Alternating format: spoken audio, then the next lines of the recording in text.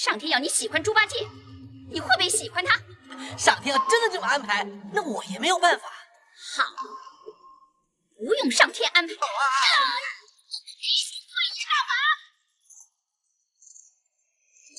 青霞，哇，这玩笑开大了吧？你不会嫌弃我吧？当然不会。为了拴住未婚夫的心，牛魔王妹妹施法强行调换了紫霞仙子和猪八戒的灵魂。而面对猪八戒的嘟嘴卖萌索吻，至尊宝表示等他先吐一阵缓解一下情绪，毕竟是他自己哄骗过来的女孩，含着泪也要将恋爱坚持下去。与此同时，沙僧发现自己和牛香香灵魂互换，正联合猪八戒逼迫他换回众人身体，结果却得知移魂大法有冷却 CD， 下一次做法要等到7天之后。这么长时间占用一个陌生身体，当即把猪八戒急得浑身乱颤。不料由于浮动太大，竟意外将受伤的紫霞灵魂也晃醒了。谁在我里面？快点！好，两个声音。你是谁呀？我是猪八戒，你呢？我是紫霞。至尊宝，师兄。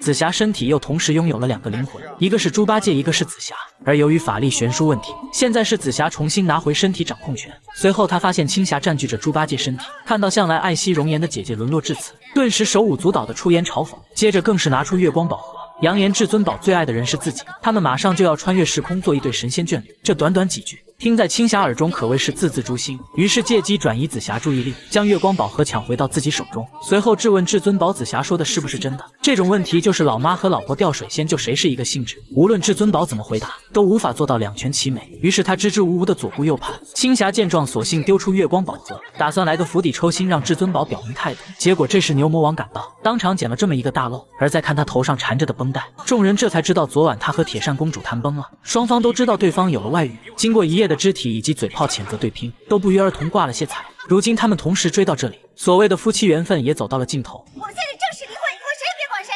好，你要你的，我要我的。既然话已说开，两夫妻也不再藏藏掖掖，立马动手抢自己的小鲜肉小姐姐。交手中，由于现在的紫霞动了凡心，导致战斗力大打折扣，与牛魔王对战起来显得格外吃力。仅仅只撑了数招，手上银锁精灵就被一插挑落，这也是困惑很多人一开始紫霞暴揍二郎神，现在却不敌牛魔王的原因。见此一幕的青霞担心肉身遭到破坏，果断拿起9齿钉耙加入战斗，而铁扇公主、山飞、沙僧等一众阻拦后，急不可耐地扑向自己小鲜肉。结果这时牛魔王突然出现，抢走了至宝芭蕉扇。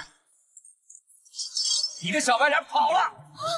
至尊宝本想趁此机会跑路，却兜兜转转来到了一处悬崖边。为了彻底摆脱铁扇公主的纠缠，他将鞋子放到崖边伪造坠崖意外。可没想到铁扇公主竟然瞬间而至，假跳崖变成了真失足。不过这也让铁扇公主幡然醒悟，宁愿死都不爱自己的人，自己再爱下去终究会遍体鳞伤。于是他心灰意冷地回了火焰山。不久后，至尊宝终于掉到崖底，结果他非但没有活活摔死，还意外救了3个偷葡萄的死囚。接着至尊宝便晕了过去，而3人则根据他的梦呓指路，将他重新带回了盘丝古洞，直到晚上才悠悠转醒。一开始得知此事的至尊宝还非常惊讶，自我安慰这可能太想念晶晶才会如此。听到这些的葡萄大哥立马神机补刀，表示至尊宝睡觉时叫了晶晶名字98次。晶晶是我娘子，还有一个名字叫紫霞的，你叫了784次。哎，784次，这紫霞一定欠你很多钱。巧合的是，这时白晶晶正好来找盘丝大仙学艺，眼看挚爱就近在眼前，至尊宝当即就不淡定了。他表示自己不是孙悟空，而是500年后白晶晶的项目，接着便精简过程叙述给白晶晶听。他历经万苦编造各种谎言，目的就是为了回到500年后寻找白晶晶。如今大活人就站在自己身边，苦苦追求的月光宝盒已并不重要了。他决定要和白晶晶结婚。我相信，因为那个臭猴子不会对我这么温柔。为了了解更多，白晶晶又钻进至尊宝的心里，询问椰子心至尊宝最爱的人是谁。在此期间，他发现了紫霞留下了一件很重要的东西，那个最爱的人已悄悄发生了变化。很快盘丝洞被布置得喜气洋洋，众人都被至尊宝这种昨天见面今天洞房的速度折服。葡萄则是语重心长提醒了一句，昨晚你做梦又叫紫霞姑娘的名字785次，比上次多了一次。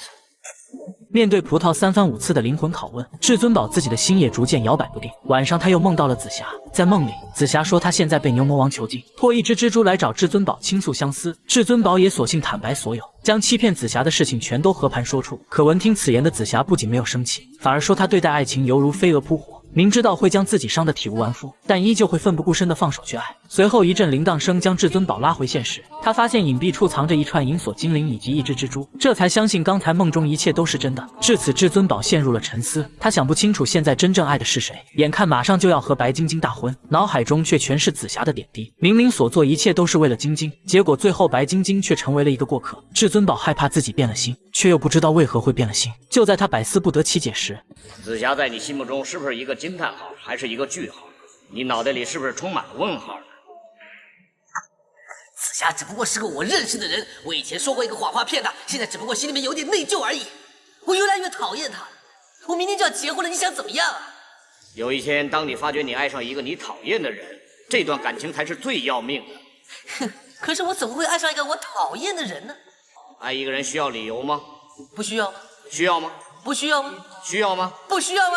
这番话解决了一道千古难题，而就在至尊宝还在分辨真心之际，白晶晶留下一封信后，悄悄离开了盘丝古洞。因为至尊宝的椰子心给出的答案，最爱的人是紫霞仙子，而不是晶晶。晶晶虽然一直想和孙悟空结婚，但奈何那猴子不喜欢自己。现在孙悟空的转世来找自己，却阴差阳错被紫霞半路截胡。他觉得这一切都是天意，他们的爱情只是双方感情路上的一个小插曲。看完信后，至尊宝搞不懂所谓的命中注定，更不知道紫霞在自己心里留了什么。他跌跌撞撞的来到洞外，刚好遇到来此追杀白晶晶的春三十娘。为了逼问出白晶晶下落，春三十娘动手杀了葡萄几人。轮到至尊宝时，他请求春三十娘等下动手快一点，因为答案都在那颗椰子心里，他想挖出来看看紫霞到底留了什么重要的东西。而面对这种奇葩请求，春三十娘自然是手起刀落成全了他。与此同时，牛魔王选定好了良辰吉日，正在逼紫霞嫁给自己。